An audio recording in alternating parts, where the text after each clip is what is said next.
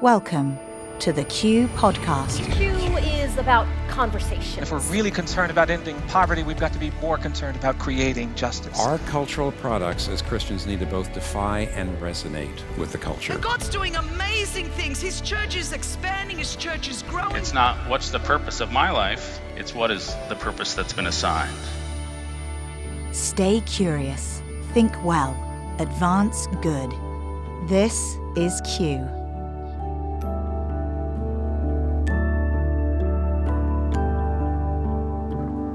Hi, this is Gabe Lyons from Q Ideas. Welcome to another edition of our weekly podcast where we bring you our best of conversations on the topics that are relevant to you today. And today, it's no different. The conversation and the talk that you're going to get to hear is going to create a dialogue, I know, for you, for your friends, for people who are wrestling through the conversations that our culture's been having over race for many, many years now. And we invited Adam Thomason to give this talk, and it's called Systemic Preference. And we get into that conversation with Adam as he relays to us his views on how does injustice move forward? How has it happened historically? And how is it showing up in our lives today in ways we don't even realize it? He starts to pull back the layers and expose to us some of these realities that sometimes are uncomfortable. And until you're faced with it, you don't realize you need to be faced with it. And so what I'm excited about with Adam is not only is he somebody who's an incredibly deep thinker, he also practically loves storytelling. He has a doctoral education with a focus in race relations, the slave trade, and reconciliation, and a master's in biblical studies from Savannah College of Arts and Design. He's also the author of a new book called Permission to be Black: My Journey with Jay-Z and Jesus, which is quite a read. He's the founder of I Am Red Rev and the co-founder of Three Strand Films. He's an incredible man of God, father, and friend. And I want you to listen and enjoy and be challenged by his talk, Systemic Preference. We all have privileges, right? Certainly those privileges are preferences. I have preferences, you have preferences, right?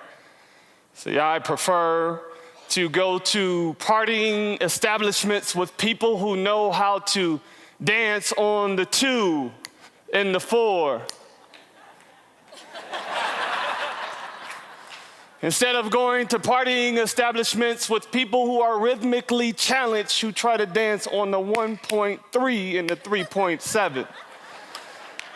And if you don't know the difference between the two, chances are you and I would not be at partying establishments together. But we all have preferences, right? I prefer fried chicken over baked chicken, fried fish over baked fish, fried shrimp over baked shrimp, fried calamari over baked calamari, fried okra over baked okra. That's right, you're with me. White castles over crystals. My wife's beauty over the cultural beauty. Shout out to my bride. Actually, presenting to you for the first time instead of rehearsing my speech for the 500th time in front of my dog. I prefer Thai food over soul food. Yes, hashtag black card gone. I prefer sushi as my main entree. And last of all, I prefer bacon over everything. Can I get an amen? We all have preferences. And our preferences are attached to us as people. We come out of subcultures, and we look for people to tribe together with who share our similar preferences. And as we matriculate these other subcultures in majority culture, we get to the top and we create systems, not leaving our preferences behind, but bringing our subjective preferences into the system. What happens when those preferences, which are very biased, become the objective standard in which people have to navigate? They become unjust. I'm answering the question, what does it look like to dismantle unjust systems? Code words for systemic preference could be, you know what, we're looking for someone with the character and the competency, but we were looking for someone who has the chemistry to do it the way that we do it. Or how about this one, ladies? I get this from my women friends who get this a lot. Hey, we're looking for a woman who knows how to lead, but get it done like the fellas. Hashtag chauvinism. Or what about this one? One who just knows how to get along and do it the way we do it here in our structure. Those are code words for systemic preference. And when it becomes a barrier and someone has to assimilate, be it male, female, black, white, purple, it is unjust and it needs to be dismantled. Now, when we talk about dismantling systemic preferences, we must not look at it with casual eyes or mere intellectual assent. Why? Because a lot of people's identities are attached to these preferences. We must handle this with care. Sometimes when systemic preferences are dismantled, we are looking at 40 years of people's lives attached to this. People will have to admit and humble themselves in shame and degradation to the culture, though they want people to be free in Jesus. This is not mere intellectual assent. This is a move of the Holy Spirit. So when we talk about dismantling unjust systems of preferences, we essentially are talking about breaking strongholds. And strongholds are not broken with mere intellectual assent.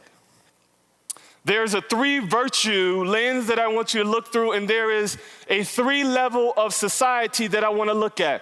The virtue in the lens that we're going to look at is you have to have the courage to investigate your systems of preference. Can I get the clicker going? There we go. The courage to investigate. We have to have the honesty to assess our systemic preferences. And last but not least, we have to have the sacrifice unto solidarity. I'll build that out.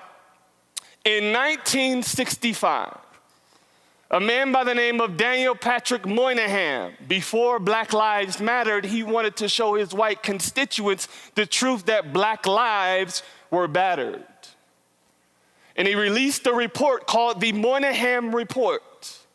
And as a white man, he wanted to show his constituents in 1965, simply because the Civil Rights Acts were passed, do not fall into the delusion that the black family is now equal to the white family. And if you fall into that delusion, you are ignoring 300 years of history. And your privilege allows you to do that.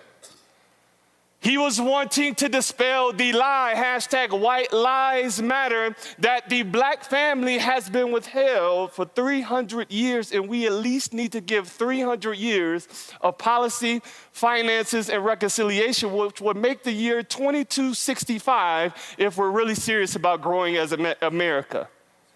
This is Daniel Patrick Moynihan. He was an advisor to Johnson. He created 100 of these objective reports. He passed it around the executive branch.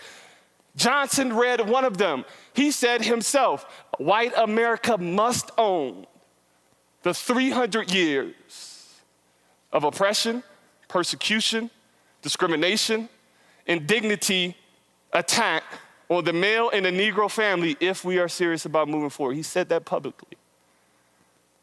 Well, what happens with all reports when the attacks come? And you're talking about people giving up their systemic preference and privilege. What happens? People start to shrink back. And those 99 reports that were handed out were taken and locked in a vault in 1965. That one report that Johnson read and he talked about publicly was then tabled, and it became a line item with everything else. And now that report has resurfaced as what? An indictment that Moynihan was trying to warn us of where we are with Black Lives Matter, with Trayvon Martin, Eric Garner, Mike Brown. And someone's asking a question, did we not know about this? Yes, we did in 1965. Well, I'm going to tell you why we didn't want to walk out in that, because we didn't have the courage to investigate those preferences that we just take at face value. We didn't want to make an honest assessment. That's what Moynihan was wanting us to do. And then we didn't have the sacrifice to solidarity. See, when the attacks came, he didn't shrink away from the report. Yes, his career suffered. Yes, he had anxiety attacks. But then it broke, and now that same report is used as a prophetic tool to say, we had a chance and we still have a chance. Courage, honesty, and sacrifice. In the book of Ephesians, this plays out. We looked at the government level, I want to look at the social level. When policies don't go your way, do you say, well, I cannot make a change, or do you say, I can still affect society despite the policy being against what I morally believe? We look at the book of Ephesians. During that time, it was a practice called infanticide, where you could have a child full term and leave it at the base of mountains for the elements in the beast of the day to consume. Now, let me ask you a question. Did the people of the day go and picket Caesar's palace, hashtag pun intended? Did they picket the people leaving their babies at the base of the mountains? No, they didn't. You know what the Christians did? They went and adopted those babies. They brought them home into their houses and they raised those children. Friends, we don't need more people picketing abortion clinics with bad fluorescent signs and Sharpies saying we hate murder. We need people showing that they hate murder by actually raising the children.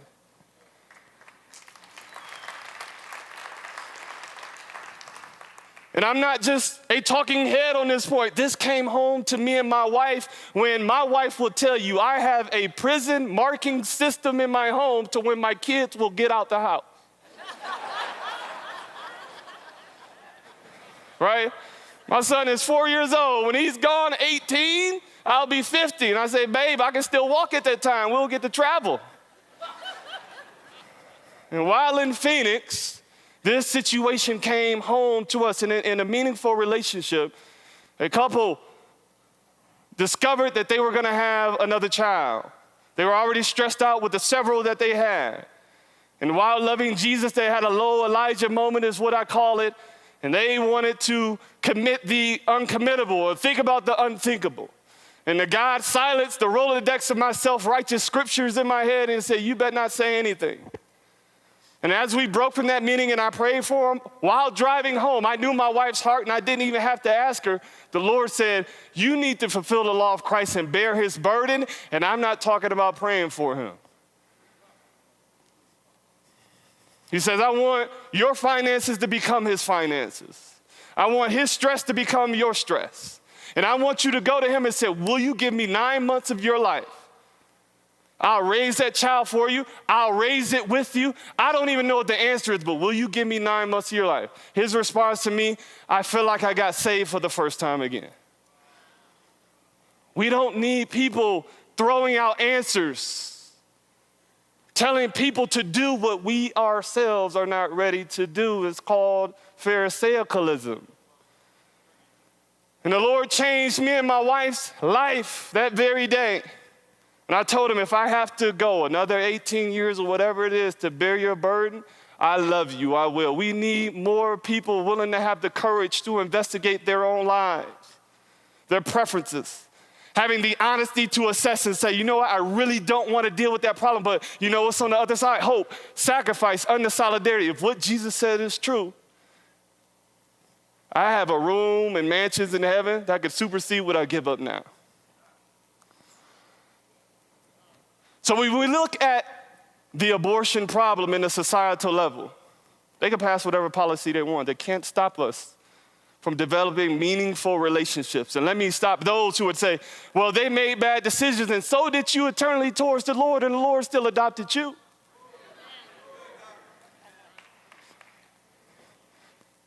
So that's from a spiritual standpoint. I can hit you with the political standpoint. One of them said, you know what? Yeah, I know that they're having babies 70% out of wedlock. But guess who spiritually taught them to do that for 300 years? You discipled them in the words of John Hepburn in 1715. He said, we are discipling the Africans to be fornicators, to be adulterers, to not love their parents. John Hepburn, read it. He said, we have discipled the African to violate commandments 5 through 10. And that is the legacy. So when you see X girl making decision of wanting to hook up with X guy, well, for 300 years, she was supposed to breed and split, breed and split, breed and split, breed and split. So when I see breed and split over a 70% rate in the urban area, I go, oh, they're just following their discipleship. And guess what? That was done with a Bible in hand. So when we talk about this problem of abortion, when we talk about that person making a bad decision, you have no right from a Jesus standpoint, and you have no right objectively and historically to say that is their problem. No, we as evangelicals discipled them into that problem, and it is our bastard child that we refuse to raise. How do we break down these systems? We must have the courage to investigate, be honest in our assessment, and the sacrifice and the solidarity. The last point I want to look at is a point just about global justice when we're talking about breaking down systemic preferences and privilege. We live in a day where I would say the global industrial revolution is at its height. Many of the clothes that you have on come from blood labor or blood goods. Think of the term blood diamond. When there was that campaign in the 80s and 90s to get us to be aware that these diamonds that we're purchasing are actually coming from the deaths and the blood of other people. And Francis Schaeffer said in his book, How Should We Then Live? He said, the problem with Christians over the centuries, one of the greatest minds on Christian worldview, he said this. He said, Christians have always been silent about the things they should have been vocal about. They were silent about slavery. They were silent about the Industrial Revolution that saw copious amounts of women and children work 12 to 16-hour days to the exhaustion and death of them while they were being complicit in receiving the wealth made from the Industrial Revolution. They were silent. And he said this. He said, and when Christians do not have the courage, his words, to apply the biblical virtues in society, the mantra of what meets the happiest for the most always wins out. Francis Schaeffer. So in this last point, I want to kind of switch it up. In writing and researching for Q and finishing up my dissertation, it got me back into one of my first loves that I discovered in 1999, and that was spoken word. So I wrote a specific spoken word for Q conference called Jordans or Justice. And I'm simply asking the question, Jordan being a metaphor, Michael Jordan for some of you who, you may not know Michael Jordan. Jordan is really a metaphor for, would you be willing to forego your luxury purchase for the true justice and existence of another to be realized and seen? Because all of us come in this wake right now.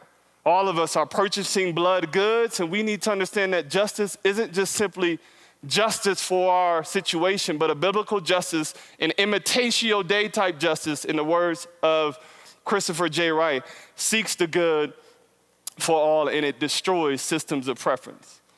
So for the first time for you guys, Jordans or justice? Jordans or justice? Martyrs or Max? Low gas prices with tear gas in Iraq. They hailed Jesus as king, but they asked for Barabbas back. It's luxury at the loss of one's freedom. Legendary these shoes are, along with the man himself. And while he played, we waited eagerly to see what would dawn his feet and eventually the masses. And once he nabbed that 6 championships to solidify his number one place of prominence in basketball history, and in that beloved era in the Windy City, the stock on these shoes in himself went higher and still is today. I've seen people sleep in lives for them, ride for them, kill for them, malls shut down for them. People jump for them. Oh, to have those Jordans, because you got to have those J's, right? See, I was never the one to have the latest fashion and hand-me-downs at best. Shoes that fit one size too big, that was my Christmas. So to go without Jordans never emotionally moved me up or down. But what happens when humanity's greatest ball players called into question? Sweatshops. Do you know? Do you care, Mr. Jordan? Can you clear yourself of allegations of injustice that's happening in your factories and upon your watch? Justice. The administering of deserved punishment, reward, or moral rightness.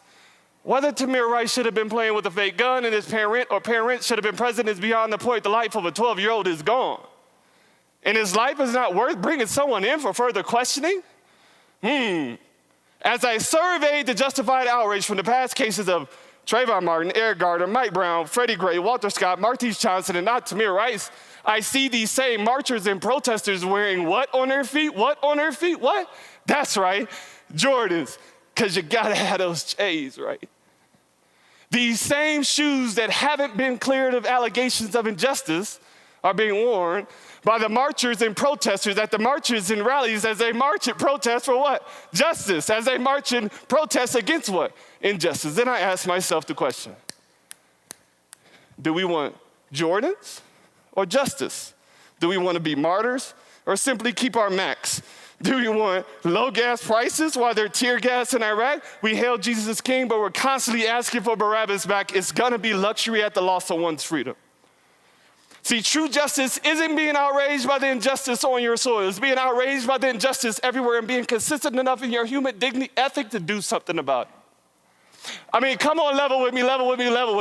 Will we really take the same passionate outrage that we have for Tamir Rice's case or whatever hot button topic it is and refuse to buy our smartphones, laptops, and dare I say, Jordans, because you got to have those J's, right?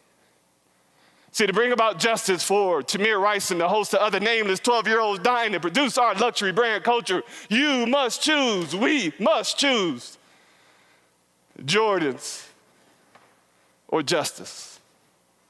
For Adam, I gotta have my J's, right? That's my turn.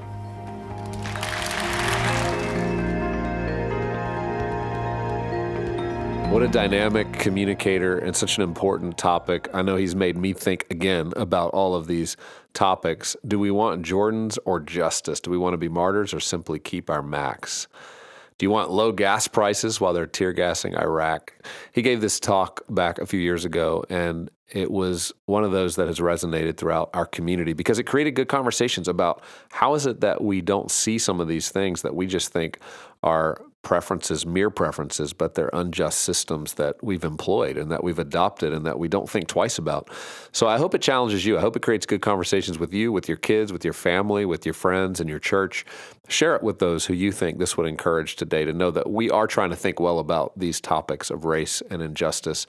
And mark your calendars again for Culture Summit. The seats are filling up here in Nashville, Tennessee, but every one of you can join us this year for the first time. This is going to be available not only virtually so that you can participate, but also we are working with churches to bring this to entire church bodies so that people are watching it in rooms together as well as on demand and being able to create good conversations locally around these really important topics. And so we are hoping, I believe we're going to have tens of thousands of people that are going to be participating this year for the first time and creating dynamic conversations that are hard to have for a lot of people on Sunday mornings or at church experiences, but that the kind of conversations you're having every day at work with your friends, with your kids.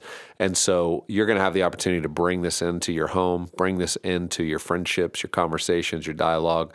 And we are excited to partner with you in doing that. You can learn more at qideas.org/2022 for 2022. When you go there, you're going to not only see the site and all the information, but speakers, topics, all the ones that are confirmed. There's many more coming in as we go. We take these next 60 days and really work hard to make sure we have room for the latest conversations that are happening this year. And so you're going to see more and more of those rolling out every week. And we invite you to not only participate in that, you're going to see an incredible amount of lunch and learns where we're creating space over lunch for more breakouts and conversation and topics that we can't cover on the main stage, but that you are asking questions about. And so we want to provide experts to you and thought leadership on those issues. So Culture Summit, it's the place to be, April 28th and 29th. I hope you'll join us either in Nashville or from wherever you are on those couple of days, and we'll look forward to learning and growing together.